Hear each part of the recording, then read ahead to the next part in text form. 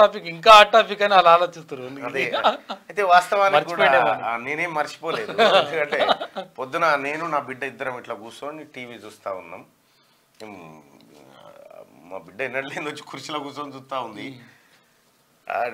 Morning టైంలో. సరే, ఏదేమైనప్పటికి కూడా నిన్న కల్వకుంట్ల కవితని సారాదందా కేసులో అరెస్టు చేయడం జరిగింది. ఎన్ఐఏ చెప్తున్నటువంటి మాట ప్రకారం అసలు ఏంది సారాదంద, ఏంది ఈ వ్యవహారం, ఏంది దీని వెనకాల ఉన్న మతలాబ్ ఏంది, ఒక్క 5 నిమిషాలు మాట్లాడుకుందాం. కేసీఆర్ ఎలక్షన్ ర్యాలీ దగ్గర నుంచి అంటే 2014 నుంచి మనం ఒక టాపిక్ తీసుకొని రావాలి. ఏమంటాడు కేసీఆర్ అంటే, అవినీతికి పాల్పడితే నా బిడ్డనైనా నా కుటుంబ సభ్యులనైనా జైలుకే పంపిస్తా తప్ప ఎట్టి పరిస్థితుల్లో ఉపేక్షించను అనేటువంటి మాట చెప్పిన కేసీఆర్. ఆ తర్వాత పరిణామాలు మీ అందరికీ తెలుసు. రెంటెడ్ ఇంట్లో బతుకుతున్నటువంటి కల్వకుంట్ల కవిత దర్జాగా బంజారాయిల్స్లో 10 ఎకరం జాగాలో ఇల్లు, వేల కోట్ల రూపాయల ఆస్తులు పోగేసి అయ్యే అధికారాన్ని అడ్డం పెట్టుకొని అనేక దందాలలో ఏలుపెట్టింది. తర్వాత అనేక సందర్భాల్లో కేసీఆర్ కూడా, కేటీ రామారావు కూడా అన్నాడు. కేసీఆర్ అన్న మాటల కానించే తీసుకోవాలి మనం వాస్తవానికి కూడా. ఎందుకంటే నిన్న టీఆర్ఎస్ పార్టీ నాయకులు చాలామంది మోడీ డౌన్ డౌన్ కాదు, కేసీఆర్ డౌన్ డౌన్ అంటే అసలు లెక్క. విషయం ఏంటంటే,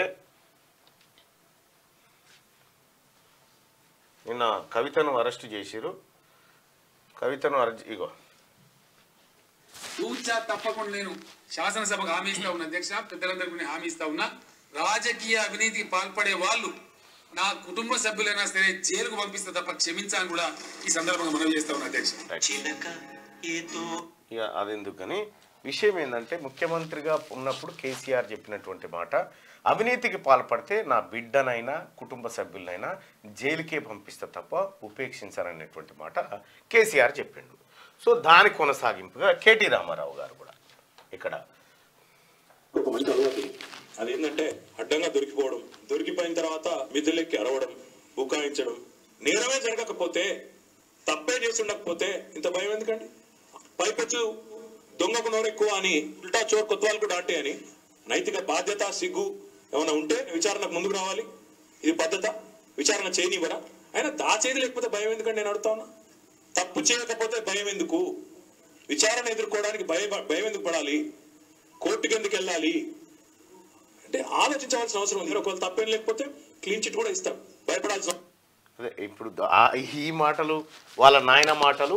తర్వాత ఈడీ లిక్కర్ కుంభకోణానికి సంబంధించి ఈడీ ఢిల్లీ మెట్రోపాలిటన్ సిటీలో, ఢిల్లీ రాష్ట్రంలో, కేంద్రపాలిత ప్రాంతంలో లిక్కర్ పాలసీకి సంబంధించినటువంటి వ్యవహారంలో సౌత్ గ్రూప్ పేరుతోటి కవిత నాయకత్వం వహించి అరుణ్ రామచంద్ర పిల్లయ్యతో పాటు మరికొంతమంది గ్యాంగ్ ఏర్పాటు చేసి ఢిల్లీలో ఉన్నటువంటి మద్యం షాపుల్లో 668 దాదాపుగా మద్యం షాపులను ఈమె గ్యాంగు దక్కించుకుంది.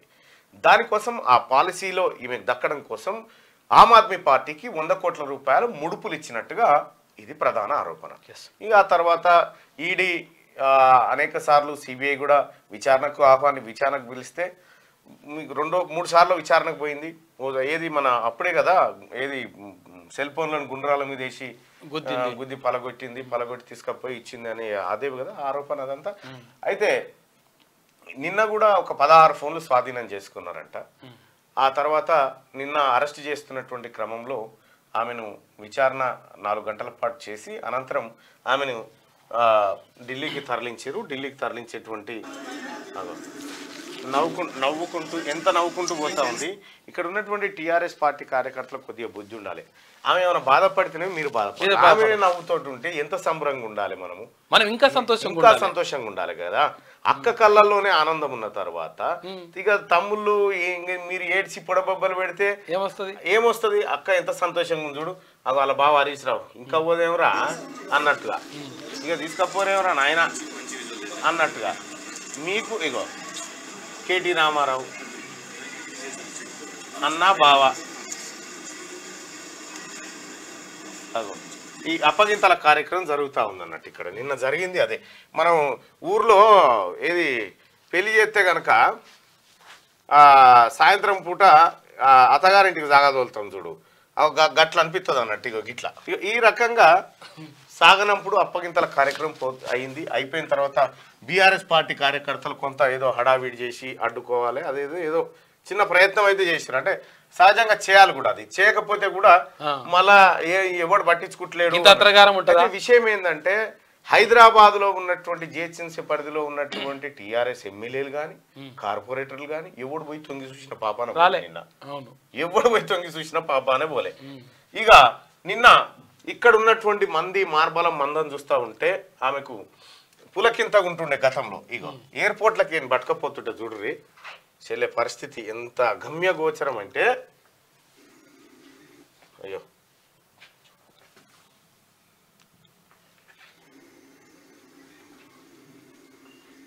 అది వస్తలేదేంది, ఫార్మాట్ మారిందా ఏంది? నేను ఫార్మాట్ వేరే ఫార్మాట్ పంపిస్తాను. నిన్న ఎయిర్పోర్ట్లోంచి ఒక నిందితురాల్ని తీసుకుపోతున్నటువంటి దృశ్యాలు ఏవైతే ఉన్నాయో ఆ దృశ్యాలు అవి చాలా అద్భుతంగా కనిపిస్తూ ఉన్నాయి. కానీ ఏ మాత్రం అదురు బెదురు లేకుండా దిగ్విజయంగా ఆమె ఏం పెడతావు అన్న అంతే.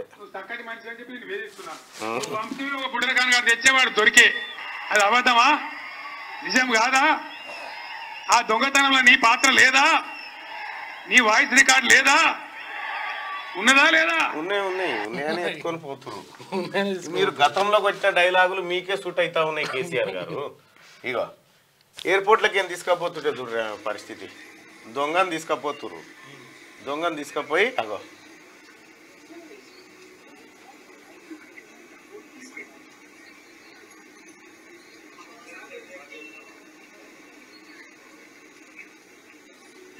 వాళ్ళ చేతిలోకి వెళ్ళిపోయింది చెల్లె. ఇంత ఇంత ఇంత గుండె ధైర్యం చెడుతూ ఉంటుంది పోతున్నా కొద్దికి. పరిస్థితులు అట్లుంటాయి కాబట్టి. ఇక ఇంకొక విషయం ఏంటంటే నిన్న ఆమెను అరెస్టు చేస్తున్నటువంటి సందర్భంలో కేటీ రామారావు ఈడీ అధికారులతో బాయ్స్కి దిగిండు. బాయ్స్కి దిగి ఇగో వాళ్ళతో లొల్లి పెట్టుకుంటా ఉన్నాడు. అంటే దీంట్లో మనం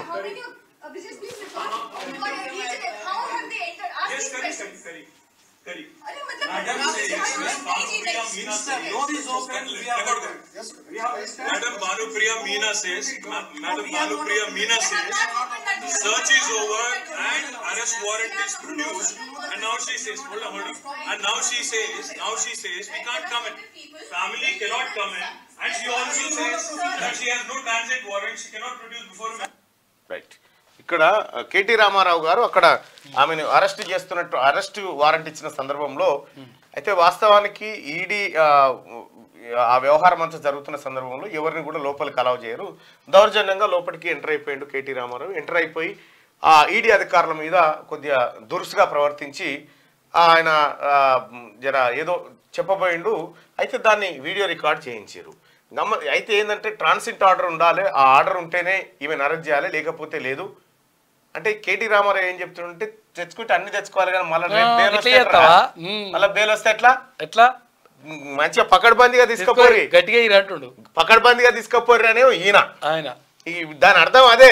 అంతే. ఇప్పుడు ఏదో ఈయన అడ్డుకుంటుండు ఈడీని ఏం అడ్డుకోలేడు ఈయన. కానీ సగం కాయిదాలతో ఎందుకు వచ్చారు, సగం కాయిదాలతో ఎందుకు వచ్చారు, మొత్తం దేకపోయారు, చెల్లె బాగానే గుంజిందిడా అని చెప్పి ఆ కార్యక్రమం ఏ కాయిదం లేకుండా మమ్మల్ని అరెస్ట్ చేస్తే ఇక కేటీ రామారావు ఇట్లుంటే ఇంకొక వీడియో ఉంటుందా, ఆయన పేరు ప్రశాంత్ రెడ్డి ఎవరు అడ్డుకోరు సార్, మీరు తీసుకపోవచ్చు అని చెప్తున్నాడు.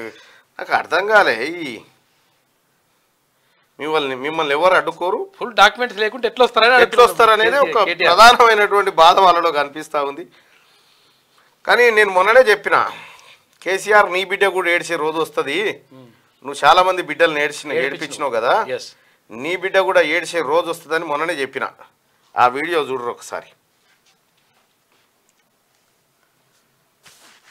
బిడ్డలు ఏడవకపోతే నిన్ను పట్టించుకోకపోదు వాస్తవాన్ని కూడా. నా బిడ్డల కళ్ళలకే నీళ్లు చూపించిన బిడ్డ, నీ బిడ్డ కూడా ఏడుస్తుంది ఒక రోజు. అందరినీ ఈ రకంగా నువ్వు చేసిన పాపం, ఎస్ నువ్వు చేసినటువంటి నేరం, నువ్వు చేసినటువంటి మోసం అంతా నీకే చుట్టుకుంటుంది కేసీఆర్. నువ్వు ఏమనుకుంటున్నావు అంటే నేను అన్నిటినీ జయిస్తా, అన్నీ నాకు అనుకూలంగా జరుగుతాయని నువ్వు భ్రమపడ్డావు బిడ్డ. నీ భ్రమలన్నీ తొలగిపోయినాయి. అయితే నేను ఈ అరెస్టును నమ్ముతానా అంటే మరి నేను నమ్మనయా. ఈ అరెస్టు ఎందుకు జరిగింది, ఏం కథ అనేది అది మళ్ళీ మాట్లాడుకొని చెప్పుకోవాల్సిందే మనం. ఈ అరెస్టు వెనకాల ఎవరు ఉంటారు, ఈ అరెస్టు కథ ఏంది, ఇంత శీఘ్రంగా వేగంగా ఎందుకు. ఎక్కడనో చూసిందన్నా నేను, ఈమె ఏది మేము ఎవరం అడ్డురాము అని చెప్పాను అంటాడు. ఎవరు ఈయన, ఎవరు కేసీఆర్ అంటాడా? లే ప్రశాంత్ రెడ్డి బయట గేట్ కాడ. ఓకే ఓకే అది చూడు ఉంటుంది, ఓకే మేము ఎవ్వరం అడ్డురాము, మీరు ఏసీపీ గారు మీరు తీసుకపోవచ్చు, మేము ఎవరం అడ్డురాము sir, please welcome. Sharath sir వచ్చిండు.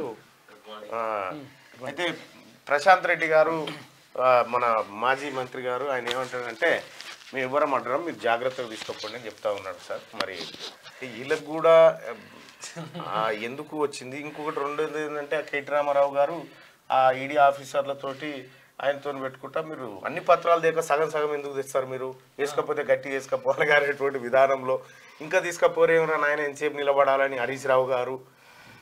ఆమె పాపం కల్వకుంట్ల కవిత గారు, ఆమెకి లేని బాధ, ఎంత సంతోషంగా, ఎంత హ్యాపీగా, చాలా హ్యాపీగా, ఎంత నవ్వుకుంటూ, తల్లిగారింటికి పోతున్నట్టు పోతుంది. ఎక్కడి తల్లిగారి కథ, ఎక్కడి లెక్క, ఎంత హ్యాపీగా తన నిజంగా కల్వకుంట్ల కవిత గారికి హ్యాట్సప్ చెప్పాలి. ఎందుకంటే ఆమెకే వచ్చింది అవకాశం, నిరూపించుకునే అవకాశం. భరత వంశము నేలే గొప్ప కుమారుని గాని నువ్వు రావాలి తల్లి అని చెప్పేసి ఆమె రుక్మిణి ఆమెను ఓదార్చుతూ పంపుతుంది అనమాట. ఇది చాలా గొప్ప సీన్. ఇది ఈ సినిమా ఒక గొప్ప కళాఖండం.